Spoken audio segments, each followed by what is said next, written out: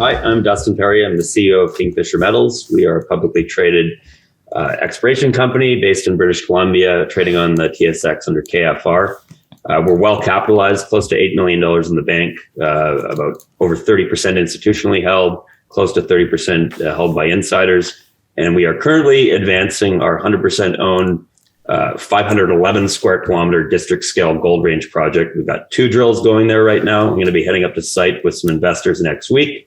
It's going to be a very exciting summer. We're testing a lot of high quality targets and excited to see what comes of this season. Dustin, good to see you. It's been a while. Thought we better get a hold of you. You've just raised just shy of $5 million in this market. How's that? So that went quite well, actually. Okay. We had a few regulatory issues that made it go longer than it needed to, but the money was all there. It was almost entirely institutional. From pre-existing institutions that have really upped their stake. So we've got 2 groups now that are just shy of, they're right at 19.9%. Other groups just shy of 10%. So we've got very supportive shareholders. There's only about 20% in retail's hands right now. So it's good to be funded in this market and to have a healthy position and be able to really go at it with an aggressive exploration program this summer. Yeah, for sure. I mean, if it's just looking at your share chart, you've barely been affected by what's been going on in the marketplace. So congrats on that. That's a win, quite frankly. But it's like it's 15, 16, 17 million dollar company depending on the time of day, right? But what are these institutional guys into? Because you can talk about insiders, institutions holding a ton of the company as percentage, but you also need that liquidity from the retail. Or do you? I mean, how do you view that? We have been a fairly liquid stock. We've never really had any issue with volume. So at some point that might come about, but it might also provide a bit of torque to the share price. I'm not concerned about that right now. We are a junior, so we will have to raise more money at some point in the future, hopefully at much higher share prices.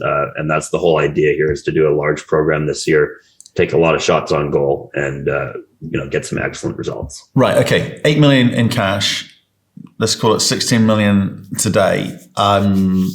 People, you've had some great results out, some nice high grade results out in the past. You're about to, you told me slightly before we started that you're about to head back up to site. You're going to need to start talking with the drill bits real quick with this 8 million. So what's the plan? Yeah, so we've been RAB drilling at our day trip target, which is a brand new grassroots play or target. It's something I found on a prospecting trip. I went up there with Dave Loretto, the other founder of Kingfisher, and another friend when our crew was actually at our Xtal project.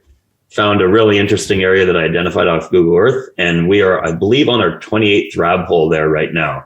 So expect an update likely next week on that with XRF results. It's looking good. I think you can estimate if we've done 28 RAB holes there. There's probably something happening. So that's an area we plan on following up later in the summer with the diamond drill. The plan is likely to bring in a second diamond drill. But the diamond drill has also been going at our cloud drifter zone in an area where we really just scratched the surface last year and started wrapping our heads around the model there. And it's focused on a breccia mineralization that we had nice hits last year, 1 meter of 73 grams, 9 meters of almost 7 grams. So we're working in that area, and then we're expanding out into some other targets on either side of that that you can see in our previous news release talking about our drill targets. So lots going on, 2 drills turning. And this is why these institutions are here. It's a great risk reward. Our EV right now is less than 10 million, which is absolutely wild for a 511 square kilometer project that's 100% held with a strong technical team where we're going after it. It's the value here is outrageous right now. No, it is. Sorry, you got me there with a statement you made earlier. You found it on Google Earth. What? Well, it was within our project, and there was we figured. What did you see? What did you see? Literally, this is because the first time I've heard of this. Like normally people you talk about mag surveys to me, but what exactly were you looking for, and what did you see that you went, oh, do you know what? That looks hot. Low resolution imagery. We just saw color anomaly, and we went there prior to we had high resolution imagery done across the project that summer, but we didn't get that data until after we went and checked out the spot.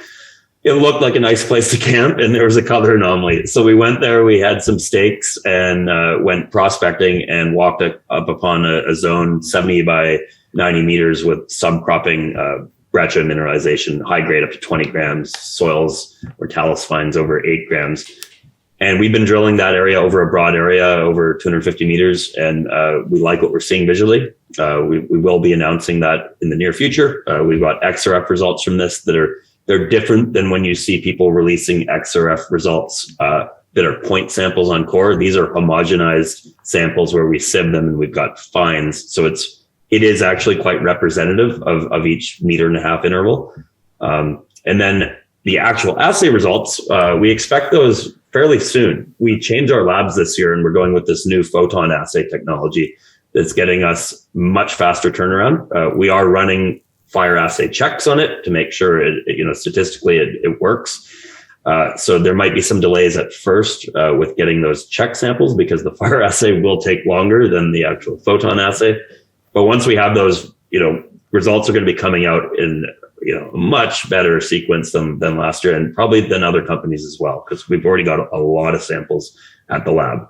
Oh, that's interesting. Tell me more about the Photon, because I think the Newfound Gold kind of swapped to that as well recently. So how does it actually work? Why is it different? So it's kind of like an XRF. It's a non-destructive technology. I'm not going to go into the details of it because that is not my forte. Of the actual science, we happen to have our exploration manager is a geochemist who did his master's degree on geochemistry at Queen's. So we've got that working for us. But the technology, the big key is it will analyze samples very quickly. It's non-destructive, which means it's not you're not putting acid into it and breaking down a sample. It means you can run another assay on that sample if you want to afterwards. Another benefit is normally when you submit a sample for fire assay, it only measures up to a certain point. And if it exceeds that, you need to run a second over limit analysis. And often you'll see a company delayed because they need to run over limits. Also, if there's coarse gold, sometimes you need to run a screen metallic, which is a third assay you might want to run. So this accomplishes all of that at once. It's cost effective. It's cheaper than if you had to do 2 or 3 of those.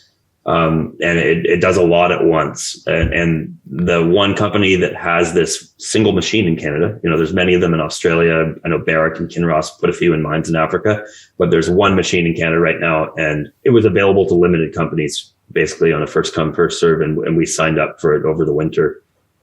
So they're guaranteeing that the timeliness of assays, which will be a big competitive advantage for us. Okay, interesting. Okay, we'll see what comes out of that. That's fantastic. And just back to on the money side of things. Okay, so you kind of explained the share register mix, etc., and how it's kind of working for you at the moment. If it feels like a kind of defense mechanism at the moment, really, in the sense that it's allowed your share price not to get beaten up too much by sentiment, but you've still got to have to do something for those guys too. So of the 8 million, how much of that is allocated through to the drill program, and what exactly do you do with that in terms of meters and the types of drills that you're putting on the ground? So we will likely spend up to around $5 million this year. The plan is at minimum 7,500 meters of diamond drilling. There's a lot of factors that go into how many meters we're going to get. Weather, it's definitely been worse weather this year than any other year at Gold Range since prior to us working there. And good evidence is that a lot of Golden Triangle companies still can't drill now. It's been miserable here. Normally I'd have tomatoes and squamish. I barely even have flowers on my tomato plant. So it's been a miserable year in BC. We have made progress though. It's a little less on the diamond drill front than we'd hoped. But we have an option of bringing a second drill in. So I want to get at least 7,500 meters and maybe up to 10,000 meters. But then we're also ripping along with the RAB drill, which is cheaply testing a lot of areas. And we'll just go in and twin those holes with the diamond drill to get the geological information and the confidence of a diamond drill. Has that been working for you? Because most people don't kind of, the RAB drilling versus RC drilling versus diamond drilling, etc.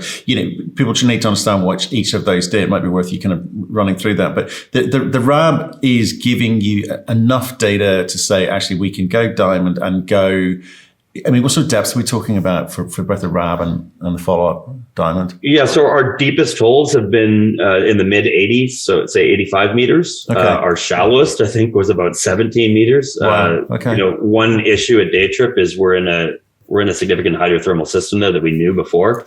So you get faults with clays and broken rock, and the drill just doesn't power through these as well. And sometimes you just have to call the hole so you don't lose your full drill string, all your rods. Yeah. You don't want to lose all those. It does cost money.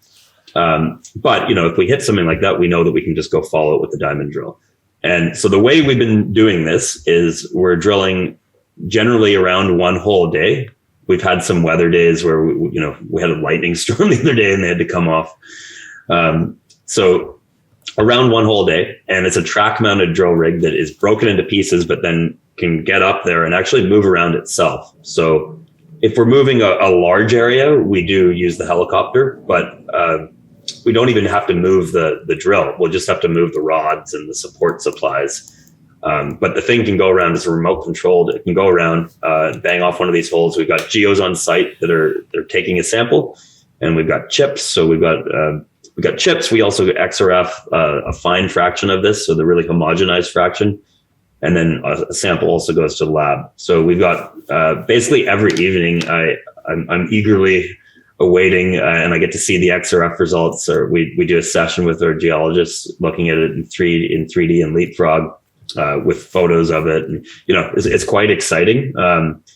So the difference between that and RC is RC, the chips come out the inside versus the outside of the tube. So there's a little more confidence in the sample quality. There's less opportunity for, say, smearing or contamination.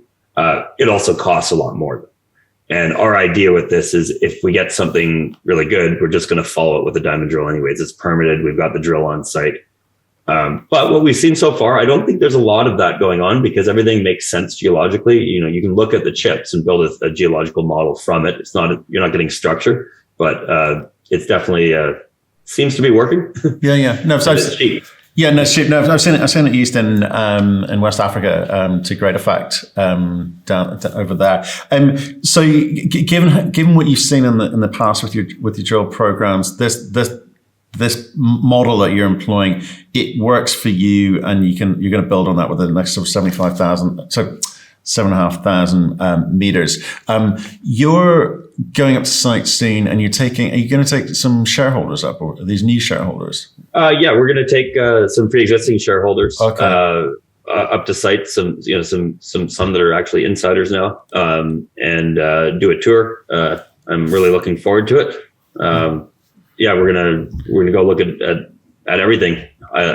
One thing I'm really excited is to just walk everybody around Day Trip. We're getting pretty excited there, but then we've also got the drill. We'll be moving to Langara to test under a historic adit. So we've got potential for 3 discoveries this year. We definitely did not get credit by the market for discovery at Cloud Drifter last year, although as geologists we think we're onto one. So their potential exists to have 3 this summer, and we'll see what happens. But I'm pretty confident about this drill program. Right. I mean, you say that. Sorry, and I know this is meant to be a quick call, but let us know what you're up to. But you didn't get credit last year for that discovery. Why? How could you have told the story better, or what is it that people are not understanding about that? Because most companies go through their lives not making discoveries, right? And it's harder than most people realize. So what went wrong? Was there timing of the marketplace, or did you not spend enough time or money in terms of really building out that story? And what's to stop that not happening again? Do you know what I mean? Yeah, so I think there's a few things. I think we were highly valued going into that program, and it was based on the prospectivity of the project and I guess our ability to communicate it. That hasn't changed. And I think a lot of people assumed that it had changed. And we had a much higher retail component that might not have been as educated and experienced with multiple mining cycles and dealing with what a discovery actually looks like. So I think a lot of that money was flushed out, and then it was absorbed by institutions and that really do understand how significant it was. such as our largest shareholder, owns a mine and saw this, and he's like, okay, these rocks are telling a story, and this story indicates that there's something serious going on here. There's a massive hydrothermal system. And last year, some of the grades weren't incredible, and they were drilled through a soil anomaly that people thought they should have been higher, but they indicate that there's a lot of smoke there and you're onto a big system, and it's very unusual to actually hit a home run right out the gates. I think we hit a triple. We were pretty damn close, and now we just need somebody to bunt to get us into home base.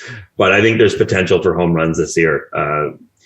There's still a lot of really good targets. We only tested 10% of that cloud drifter trend last year.